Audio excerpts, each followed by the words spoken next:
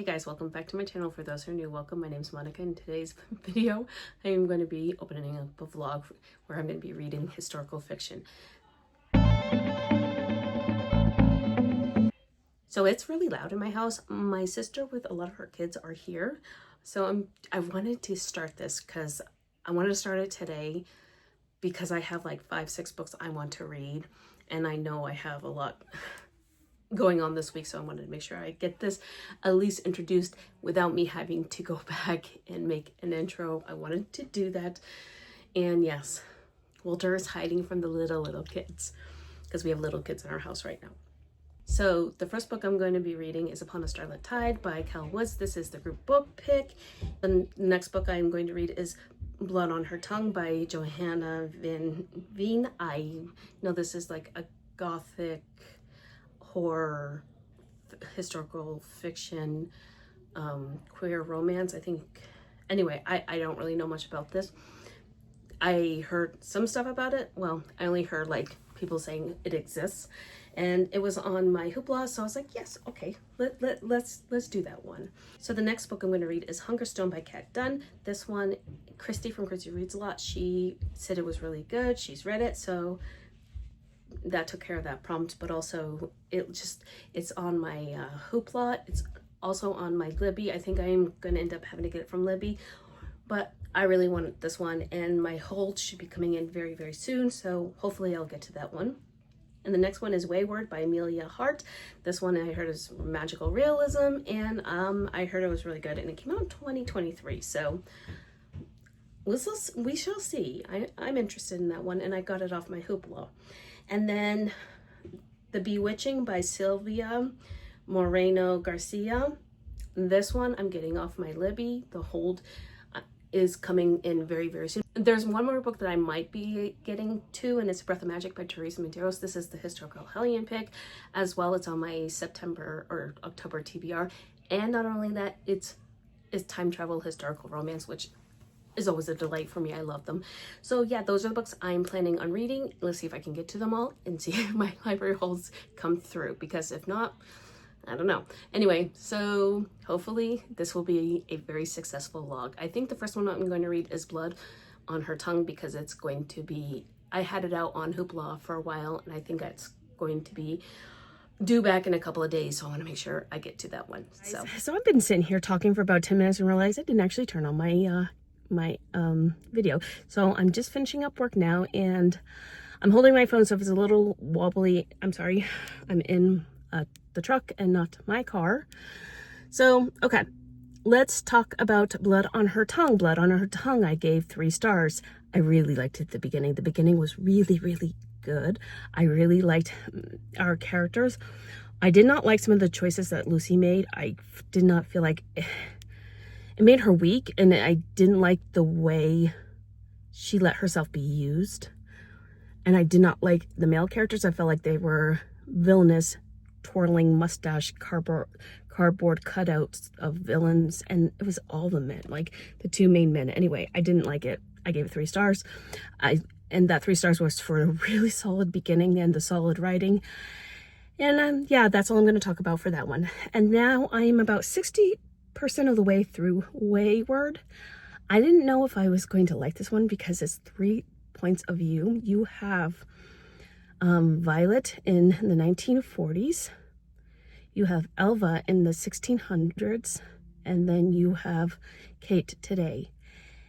And I'm not going to talk a lot about their stuff, but because I'm kind of hot and I kind of want to go home and get some stuff done. But Elva has been accused of witchcraft and she's on trial. Then you have Violet in the 1940s. Her cousin likes her, and there's stuff that happened. There's grape, or I don't even like saying it, like the SA on page, and I'm like, holy crap. And then we have Kate. She ran away from her abusive boyfriend who forcefully got her pregnant. And she's trying to pick up her life. And all 3 of these women are very naturally strong characters. But here's the thing, they're right now in the middle of finding their voices and finding how they are going to react to these really bad situations. And Kate is kind of doing her genealogy, finding out about all these women. And at this point, Violet found a key in a locket, and Elva's just trying to keep her, she's happy that she's going to be able to see her mother, because she knows she's going to be convicted of witchcraft.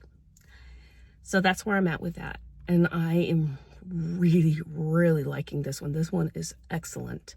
I can see why people like this one. Hey guys, I was editing this vlog for you so you would have it in a few hours. Unfortunately, the clip for Wayward was a mess. It was at 5 o'clock in the morning on Tuesday, and unfortunately, I had the blower on. I was probably very sleepy. I know I was very sleepy. And I didn't even think that you couldn't hear me over the blower. But apparently you could not. It was a mess. I tried to fix it. It just was not happening. So here's what I thought of Wayward. I really liked Violet very much. I loved her character. And I was empathetic to her character, especially after what happened to her, right? And then I had Kate. Kate was in the present. And then we had Elva, who was back in the 1600s, right? My feeling with this one is kind of how the Blood on Her Tongue was. The men felt overly cliche and villainous, to the point where I disconnected from them. There was no redeeming male character, with the exception of Henry, who was Kate's father, and Violet's brother. Violet's brother was also a great male character. My issue with books, when they make a character and it feels like such a cliche, I have a hard time connecting with them. And well, I loved Violet and Kate, and I loved that they stood up for themselves, and even Elva, what she did, especially for her friend. That's why I'm giving it 4 stars. Like, they really made the book for me. I really liked the storylines around these 3 women as well. But again, my issue was the characterization of the secondary characters, specifically the male characters, with the exception of those 2. She didn't need to contrast the men from the women in this book as much as she did, simply because I was already feeling empathetic towards Elva and Kate and Violet. I like good, well-rounded characters. They cannot be too perfect, and they cannot be too not perfect. They gotta have shades of gray, because we are all shades of gray. And that's where I'm having my issue with this. And then right after that, I started Upon a Starlit Tide. And I was listening to that on my way to work, and when I was getting ready for the morning, when I got into work. Hey guys. Okay, so it is Tuesday afternoon. Well, just still asleep. I finished my wrap-up, my mid-month wrap-up for you guys, and you will have seen it by the time you see this video. I have to say, I finished Upon a Starlit Tide today, and I will confess that I really skimmed a good portion of the end. I wanted to know what happens, but I honestly stopped caring about halfway through the book. I just did not like Luce. She was too perfect. I like my characters flawed. I thought the writing was good. I just didn't particularly like the characters. And the plot has to be perfect and phenomenal, and it has to be interesting, specifically like if it's a suspense or horror or an unlikable character, I will cheer that on.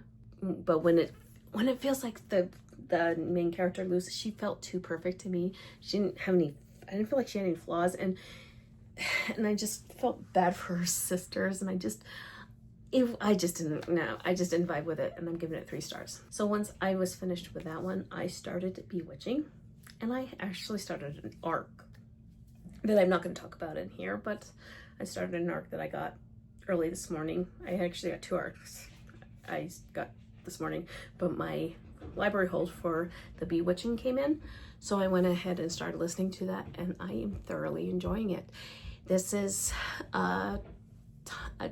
3 separate timelines, I think 1908, 1934, and 1998. And it's kind of a mystery about what happened to this one girl in 1934, and in 1998 she's trying to find out what happened. She's a researcher. I'm intrigued by it. I'm not too far into it. I'm like maybe 20% into it, because I mean I have to work, but yeah, no, I really am enjoying that, and I think this one might be my favorite one so far. Knock on wood that it stays that way. I hope so, but I'm really vibing with this book. So hey guys, it is Thursday night, and I finished The Bewitching yesterday, and then I started Hungerstone yesterday and finished it this afternoon when I was running errands after work. And okay, so The Bewitching. I really liked The Bewitching. The 3, it was definitely a vibe. I liked the 3 timelines. My favorite was Minerva and how everything wrapped up, but also the one in 1908 with, I think her name was Elba. There were some things that just seriously grossed me out, specifically some stuff that happened in 1908. Yeah, there was a lot of animal death in this as well, and there's definitely some stuff with incest in this, and that is why I couldn't give it a full 5 stars. I gave it 4 stars. I couldn't deal with some of it. I was like, yeah, no. I really liked it. I liked the characters. I liked the writing. I really liked how the author used Mexican folklore, specifically around witches, stuff that her grandmother used to tell her, and she wrote it into this really very interesting story. So I would recommend it if you can get past the incest and the animal death, but I gave that one 4 stars. And then I went on to Hungerstone, and I flew through Hungerstone. Okay, so this one is about Lenore. She is married to Henry. Lenore is a daughter of an earl in England, and her parents died and penniless, and so she ends up with an aunt. She marries Henry, who is a self-made man, and not like our Lisa Kleypas self-made man, sadly enough. She thinks she gets visited at night, and then they go to the moors, and that's where she meets Carmilla, but she thinks she met her in London. And the women in around this time are starting to act differently around Carmilla. Anyway, I ate this up. I was well prepared to give it 5 stars. I loved the characters. The writing was perfection, honestly. Like, she had me engrossed in the story from page 2, and I was like, what's gonna happen? How this is gonna work? I loved it. The reason why it's 4.5 stars instead of 5 stars is because I wanted to know why Carmilla chose Lenore. I really wanted to know. It really wasn't told, and and maybe I missed it, but I don't think I did. I know, because Carmilla was very, she was very aloof. Carmilla was very moody, and she was seducing the women around her. But honestly, Lenore had a right to be angry what her husband and what her friend was doing. She deserved better. I really liked how she did get even with her husband. And I will say this though, I really wanted to know why Lenore. Why did Carmilla choose Lenore? And we never got that. We got a very abrupt ending, and it was a very unsatisfying ending, because I wanted to see her at least in her new life, and we didn't get to see that. And I was like, oh man, I wanted to know. I wanted that epilogue. I wanted to know why Carmilla chose Lenore, and I wanted to see her at least somewhat happy at the end, and I didn't get it. So 4.5 stars for that. So I've gone through my entire TBR for this. I have Alchemy of Secrets by Stephanie Garber. I think that takes place in the 1950s, but I heard it was on a cliffhanger.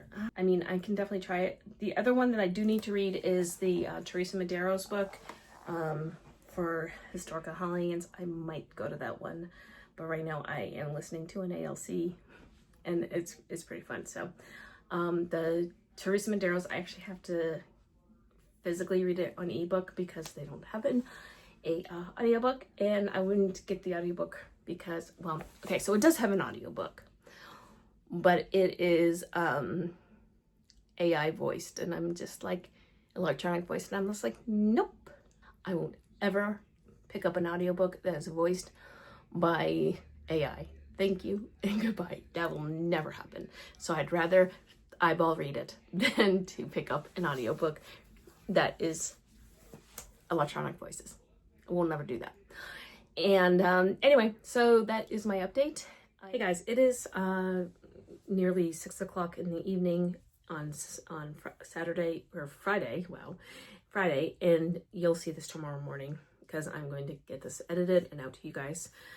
I wanted to get this out to you Wednesday because I thought I would vlog the whole thing, but at this point I am just done with historical fiction.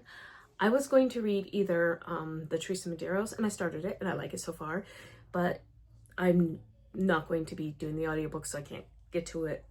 I can't read it as quickly as I would if I had the audiobook, and for good reasons. I talked about it in the last update. The other one was the Stephanie Garber one, Alchemy of Secrets. I heard that one reads very much YA, and I just not interested in YA, so I sent that one back to my Libby for the next person to be able to go ahead and listen to that because I knew I just wasn't going to get to it. Anyway, so I was looking for something to read, and after I had an ALC, and Lexi was on the Sprints, and she was talking about Slewfoot. I was like, oh, well, that sounds interesting. I've seen it around. Slewfoot is by Brom, and I knew it was pre-colonial America, I think 1666, and in Connecticut, and our heroine, or our protagonist, Abitha, she's from England, and she comes over and marries Edward, and he is part of the Puritan society, and she just doesn't fit in. She's not like other girls, I guess you could say. She speaks her mind, and her brother-in-law Wallace really hates her, and if you know anything about this time in witchcraft, yeah, you know how that's going to end. What I did not expect was the beginning with Edward. He was such a good character, and he died at the beginning, right? And that really sets up the chain reaction of what happens to Abby or Abitha. And the writing, the storytelling is amazing. Whoever Brom is can write. And I was very impressed with the characterization. I was very impressed with the pacing of the story. I was not bored. My issue is I didn't like it the way it made me feel. It was very dark. There's some very dark stuff in here. I was not prepared for how dark it was. It was like the bewitching with the incest, but I can generally be like, yeah, ew, gross. This, what happened to Edward, I didn't like. And then there's a lot of stuff that happened which I didn't like, and it just gave me such a negative feeling, and I don't want negative feelings in my life. Also, I have to admit that I was reading this book about 1 o'clock in the morning because unfortunately my daughter has not been feeling the best, so I've been up with her on and off for the last week, and yesterday she just could not get back to sleep, so I was listening to Slewfoot in the dark at like 1, 2, 3 o'clock in the morning, which is not the brightest thing I've ever done. So that one was totally on me. This is a whole me thing. I think if you like darker books, if you like horror and you like historical fiction, I know Lexi gave it 5 stars. I know a lot of people who really, really liked this book, and that's great. I'm glad. But I probably shouldn't have read it in the dark with my daughter laying there just like, ugh, feeling horrible. And that was on me, and I just didn't like the way it made me feel while I was listening to it at 3 o'clock in the morning. That's why I was able to get it done as fast as I have, because it's also not very long. So anyway, that is it for this video. I read those 6 books. I feel accomplished. I don't usually read that much historical fiction in a month, let alone a week. And same with all the horror elements. I don't usually do that. But let me know if you've read any of them and what did you think about them. Let me know if you haven't read them. Let me know if you are planning on reading them. And if you participated in the historical fiction readathon, let me know what was your favorite book that you read. Let me know all the things down below. And if you made it this far in this video and you want to let me know that you're here, please leave me a vampire emoji since I read a couple of vampire books. And until next time, my friends, happy reading. Bye.